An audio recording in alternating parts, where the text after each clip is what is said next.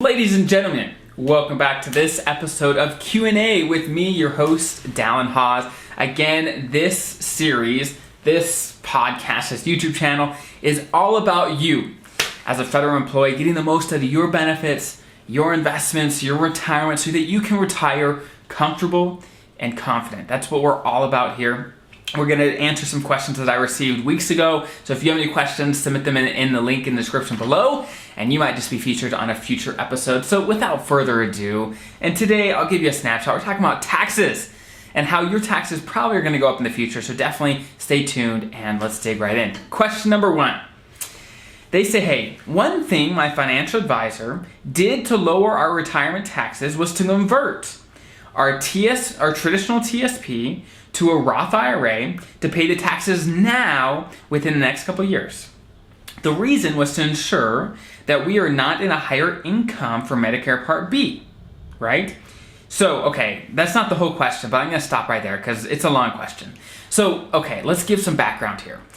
When you turn 65, or if you're still working at 65 when you retire, but if you're already retired right at 65, you can get on Medicare Part B. And for many feds, it does make sense, but that's a whole other conversation. So definitely check out other videos about Medicare and your health insurance, all that good stuff. But basically, the more money you make in retirement, the more expensive your Medicare Part B is. But if you stay under earning thresholds, certain earning thresholds that change year to year, if you stay under those, then you pay the minimum amount that you can for Medicare Part B. So what this gentleman is saying is, hey, we went ahead and did some Roth conversions, moved money from our traditional TSP over to a Roth IRA so that once we turn 65, we can start pulling a little more from our Roth IRA to keep our taxable income down as much as we can so that when these earning tests are happening for Medicare Part B, we're going to be under the thresholds. And this is a great strategy. And I know if you're new here, that might be a lot of terminology, a lot of new things to think about. But the bottom line is this, hey, start learning, start listening to these videos, and these terms, these strategies will become a lot more familiar and seem a lot more doable for you as you dig in. So again, the strategy is, hey, if you retire before age 65, right, you may have some years before age 65 where Medicare kicks in to do some Roth conversions, meaning you pay the taxes now, you move money from the traditional TSP over to a Roth IRA so that when you turn 65, you have more control over your taxable income and therefore more control on how much you pay for Medicare Part B premium. So that's a great point. I'm going to continue the rest of his question. Okay, so he says the other reason I'm worried about higher taxes in the future was because the 2017 Tax Cuts and Jobs Act will return, or those will expire come 2025, putting us in a higher tax bracket than we are now. I would love to hear your thoughts and suggestions. So these are both phenomenal points, and taxes in retirement is a huge deal. You definitely want to think about this. So he's totally right. The 2017, basically the big tax law that changed the last few years of taxes, is set to expire at the end of 2025, right? And there's a lot of pieces to that law. Some pieces are expiring earlier, some are later, some are never. But the bottom line is this: taxes are lower because of this for the foreseeable future until then. Now, can laws be passed before now and then? Certainly. Things can definitely change. But if nothing changes, tax rates are certainly going to go up come 2026, right? That's just how it's already built in to the law. So this gentleman is saying is, hey, first, we want to pay taxes now because we don't want to pay higher Medicare premiums later, but also we think tax rates are just going to be higher because the law's going to revert back to what it used to be in 2026. So we want to pay as much taxes as we can now before this happens, right? And this is honestly a great strategy. Now, you don't want to overdo it, right? You don't want to pay so much now that you're cranking yourself into such a high tax bracket because you're doing a ton in single years, right? You don't want that. But assuming you don't do that, yeah, I think it's a great plan. Do Roth conversions, get money over to the Roth side or after-tax side so that later you don't have to pay taxes. When things like Medicare come into play, maybe higher tax brackets, maybe RMDs, you have more flexibility. It's all about finding a balanced approach that works for you. So these are great suggestions. So whoever submitted this, I think it's great and definitely something to do for everyone, right? Depending on your situation, if you're retiring after 65 or different things that may not make sense, but food for thought. Okay, next question. They say, hey, thanks so much for your informational videos. I wish I had found them before I retired last year. But my question is this. I am single with no dependents, and I'm a federal retiree. I have a brother in another state and a lot of distant cousins, but no really close relatives, and I live alone. When I die, what will happen to my retirement and my TSP? What arrangements should I make, and with whom? Also, the same question regarding medical issues.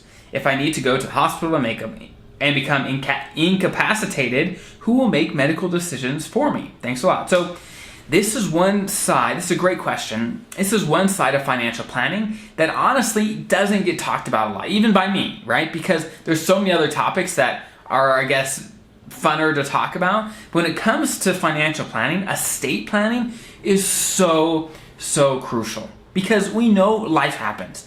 We know things like incapacitation happens, we pass away, there's accidents, things happen, and you want to make sure that you're prepared, that you have your financial ducks in a row so that no matter what happens, you and your family are going to be taken care of. This gentleman is single, and so there's maybe no dependence there, but there's so many things that he can do to make sure that his money goes to where he wants it to go, that he has control over his money now and later, no matter what happens, right? So let's break down a couple of his questions here. The first question is, hey, what will happen to my pension and my TSP? So your TSP is easy. Basically, you can fill out a beneficiary form for your TSP. If you don't know how to do that, look it up on the TSP website or call the TSP. They'll walk you through it. You fill out a form. You say, hey, when I pass away, I want my TSP to go to this person. Generally, if you're married, that's your spouse, right? But if you're single or not married, whatever, then you want to put whoever you want us to go to. And when you pass away, it'll automatically pass straight to them. And so that's a great thing, right? Next, your pension.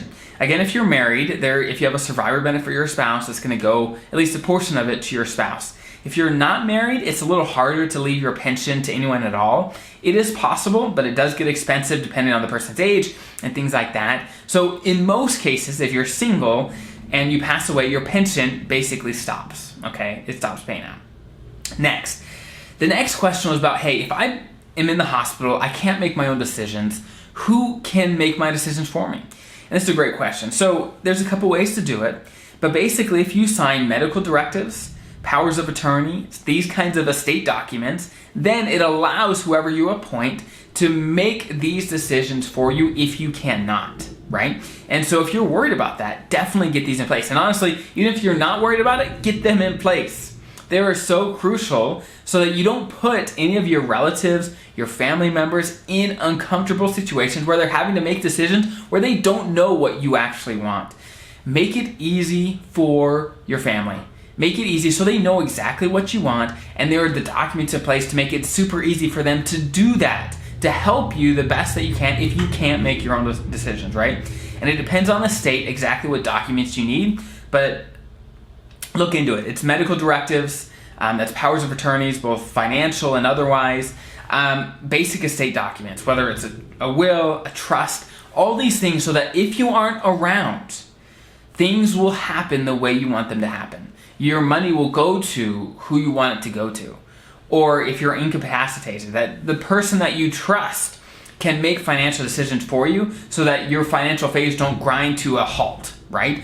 You want things in place and people in place so that things are ready to go when you do, right? It's just being prepared. And I know it's not fun to talk about, right? But it's just about being prepared and on top of things so that no matter what, you and your family are taken care of. So those are the questions for today. I hope that was helpful. If you have any questions, if you like this content, hit subscribe, or download whatever is on the podcast, or the like button, whatever it is. Hey, help me out. Come on.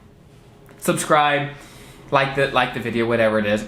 Have a great rest of your day, and I'll see you next time.